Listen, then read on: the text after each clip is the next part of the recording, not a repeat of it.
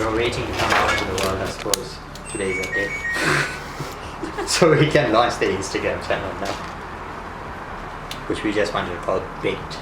I'm Shilka. I'm Keshav. I used to be an engineer where I worked for a year and a half. We decided to get involved in the cannabis industry pretty much when Shilka first experienced a blood clot. She was on quite a bit of prescription medication at the time, especially prescription painkillers. I had known about cannabis and then did quite a bit of research into the medical benefit. Through that, I suggested that Shilka try a cannabis oil extraction. The issue with me was that I was not willing to smoke it. So then he kind of dived into how can we extract it instead of the prescription drugs. And then what happened was in 2018, the ruling got passed in September where personal use was decriminalized. And so a lot of family and friends were actually willing to pay us for this cannabis oil. And it pretty much snowballed after that.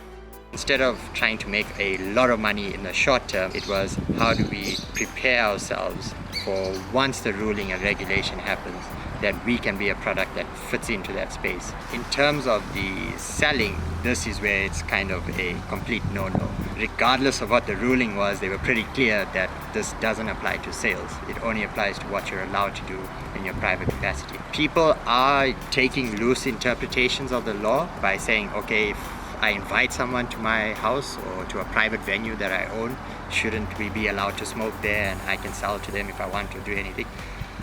And I think this is where the issue lies. People are taking loose interpretations of the law, but so are the cops. Only street dealers are ending up in jail. No one's really getting arrested in Melville for selling cannabis, but if you go to some of the poorer areas in the country, people are flying into the police stations for the same thing. When was that? A few years ago, huh? Yes, it was about 5 years ago that I tested clean for cancer, stage 3 cancer. And before that, you had a little bit of a scare. I had serious relapsing multiple sclerosis, and I was close to death. That was quite a bad time in my life, but then I found the oil, and that helped me, that cleared me basically of this multiple sclerosis. I've got no more symptoms anymore. That people are approaching me now, like we can take care of the basic health care in this country, work with doctors. There's patients, there's people coming to me like myself. I would have been dead. There was the doctors, nobody could help me. Nobody could help me with anything.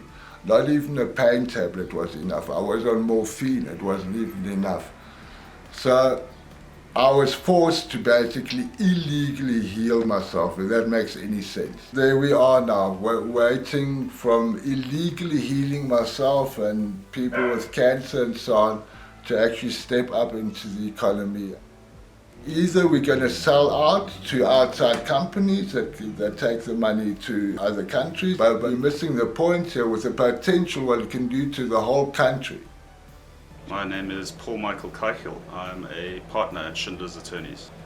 It's very difficult to give advice because the Constitutional Court ruling was very express. Technically speaking, these people aren't allowed to be selling cannabis and they ought not to be selling cannabis until such time as Parliament makes the decision to legalize the trade in cannabis, or if another constitutional challenge results in the prohibition of the dealing in cannabis being overturned. So at the moment, these people are taking a very high risk because they in fact have very little recourse in terms of the law. Quite rightly, I mean, there has been a space that's been opened up, but it's a limited space that's been opened up for very reason of the fact that we are in this uncertain grey area at the moment. Because what the Constitutional Court judgment does is to say to a limited extent what you are and are not allowed to do, and then leave certain things up to interpretation, and that's the interpretation of the police and prosecutors. I'm at mercy of the law, basically. Yes, we 100% know that what we're doing is